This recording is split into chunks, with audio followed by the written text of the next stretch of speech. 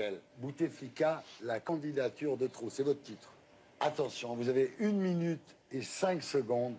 Top chrono. Cette semaine, mon édito est en forme d'un salut fraternel aux Algériens. Je vous dis salut les amis parce qu'on ne l'a pas beaucoup entendu dans la presse française, cet enthousiasme, ce soutien à ce que vous faites. Voilà, un mouvement massif, 1 million de personnes qui sont déjà mobilisées, essentiellement des jeunes, essentiellement des femmes. Les 86 universités sont en grève. Et pourquoi? Pour demander au fond de la transparence sur qui gouverne. Parce qu'on sait, au moins depuis la dernière élection en 2014, que ce n'est pas M. Bouteflika qui gouverne en réalité. Il en est physiquement incapable. Il est actuellement en Suisse, au 8e étage d'une clinique. Donc, c'est pas possible, ça, dans une société démocratique. Ça apparaît comme une forme de mépris, la hogra. Et donc, on a quelque chose de là très, finalement, démocratique, pacifique, et on ne peut que le saluer en espérant que ça porte ses fruits, en espérant que toutes les catégories de la société algérienne s'y mettent. Par exemple, les vétérans. J'ai vu cette semaine que les anciens vétérans de l'indépendance avaient soutenu le mouvement, l'ordre des avocats, l'ordre des médecins. En tout cas, tenez bon jusqu'à la victoire, j'espère. Pour continuer à en parler, j'accueille l'homme d'affaires qui veut défier le président Abdelaziz Bouteflika, Rachid Nekaz.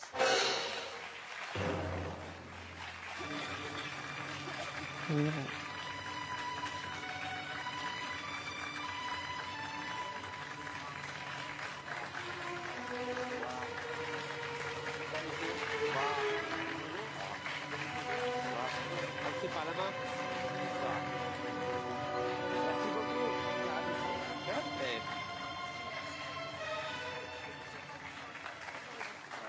Rachid Nekaz, merci d'être avec nous. Donc ce soir, c'est l'heure du premier témoin de la semaine.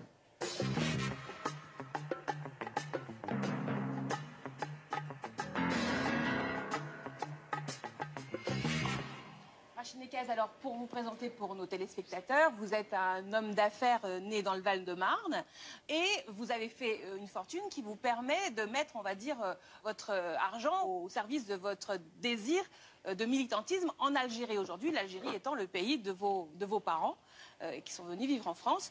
Donc vous êtes candidat à la présidentielle, en tout cas vous souhaitez l'être. Et vous n'avez pas pu l'être pour des raisons administratives, donc c'est votre cousin mécanicien qui va l'être à votre place. Donc voilà, déjà sur cette révolution en elle-même, sur cette révolte, comment l'expliquez-vous? Salam alaikum, Azul Felaoun, et merci pour votre invitation. Je tiens à dire bonjour en arabe. Merci, Mania.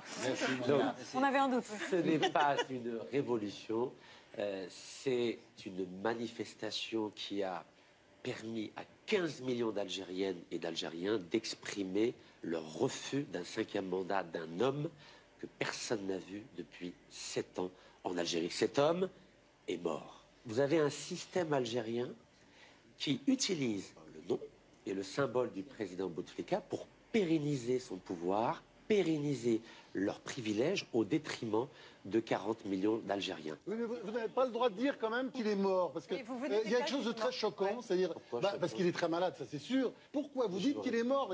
C'est dégoûtant de parler comme ça. Non, c'est pas dégoûtant, monsieur, oui, je vais vous dire. Vous savez, dans la tradition islamique, quand un homme meurt, on l'enterre. On le laisse pas comme ça, entre... Mais il n'est pas mort, il est toujours... Monsieur, est-ce que vous l'avez rencontré, Non, mais apparemment, il n'est pas mort. Apparemment, vous savez... Mais oui, mais qu'est-ce que vous en savez aussi, en fait. Vous aviez déclaré que Abdelaziz Bouteflika était mort et qu'il était remplacé par un sosie qui a un masque en 3D. C'est pas un peu complotiste comme théorie, ça? Vous savez, je vais vous répondre par un exemple qui va vous parler. L'ancien président français, M. Hollande, avait dit qu'il avait été marqué par la lacrité du président Bouteflika. C'est ce qu'on appelle un mensonge d'État. Vous savez très bien que les chefs d'État forment une tribu et chacun soutient l'autre. C'est pas un peu complotiste comme vision de la politique? Vous savez, je respecte beaucoup le président algérien. Rachid Nekaz, moi je l'ai connu indemnisant les femmes qui transgressaient la loi française en ce qui concerne le voile islamique. A priori, ça ne vous donne pas un magistère intellectuel et moral particulier pour parler de ce qui se passe en Algérie. D'abord, ce n'est pas le voile islamique qui est autorisé en France, mais le niqab. Niqab qui couvre, on va dire, le visage dans son intégralité. Si j'ai décidé de payer, et je continue à payer les amendes concernant les femmes qui portent le niqab librement en France et dans 8 pays européen, c'est parce que j'ai une attitude voltairienne. Voltaire avait défendu Voltaire payé pour la les dignité. niqabs, vous pensez? Je peux vous donner un cours de philosophie si vous le Non, mais souhaitez. donnez-moi des cours de philosophie. Monsieur- Moi, je sais que vous avez dépensé Mais quand même allons-y, 317 000 euros pour payer des amendes aux personnes qui portaient des niqabs et vous vous déclarez musulman laïque. Moi, j'ai du mal à Vous suivre. incitez les hommes à imposer le port de la burqa à des femmes qui ne le veuillent certainement pas. monsieur. Monsieur, je ne vous ai pas serré la main, ça ne vous aura pas échappé. Je crois très sincèrement que vous avez préféré la cravate à la barbe. Il me semble que vous êtes un islamiste bon teint, certes, mais un islamiste. Vous cautionnez toutes les dérives de l'islamisme radical en France, vous les incitez, vous êtes un proche ami de Tariq Ramadan, vous avez d'ailleurs manifesté pour sa libération, vous vous targuez d'être proche des milieux islamistes et de pouvoir leur parler. Moi, je ne vous serre pas la main, je pense que si vous êtes l'alternative à Bouteflika en Algérie, je suis très inquiet pour eux. Vous ne m'avez pas serré la main et donc je ne vous répondrai pas. Raquel? Ce qui m'intéresse, c'est de constater qu'après une décennie sanglante, on constate un mouvement qui n'est pas marqué par la religiosité. Donc, est-ce que vous ne trouvez pas, du coup, que vous, ce que vous faites en France, est-ce que vous ne trouvez pas que ça pollue le mouvement populaire qui a lieu aujourd'hui en Algérie pour une démocratie politique dans le plus grand pays de notre voisinage français? Vous savez, en Algérie, ils savent faire la distinction entre mes combats pour les libertés, parce qu'il faut savoir que je paie aussi toutes les amendes des militants des droits de l'homme en Algérie, et ce ne sont pas des islamistes, et mon combat pour incarner l'espoir pour la jeunesse algérienne. Si aujourd'hui je suis l'incarnation de l'espoir et d'un changement pacifique non islamiste en Algérie, c'est parce que la jeunesse algérienne me fait confiance. Je suis le seul qui est capable, en une minute dès que j'arrive dans une ville algérienne, de rassembler 10 000 personnes. Aucun homme politique ne le fait. Alors. Rachid Nekal. Bien. Vous savez que la France a une responsabilité importante par rapport à ce qui se passe en Algérie, pour une raison très simple. C'est que la plupart des dignitaires algériens ont des biens mal acquis ici en France et des comptes bancaires qui sont alimentés par l'argent du pétrole et du gaz. Et je lance un appel au président Macron pour qu'il tire les conséquences politiques de cette manifestation pacifique du peuple algérien, qui, je le rappelle, est beaucoup moins violente que les Gilets jaunes.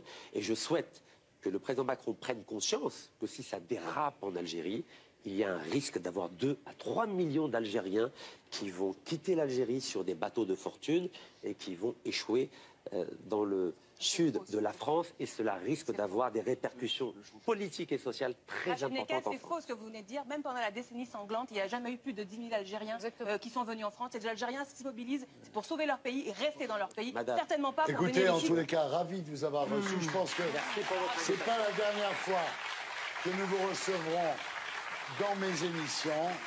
Bon courage, Inch'Allah.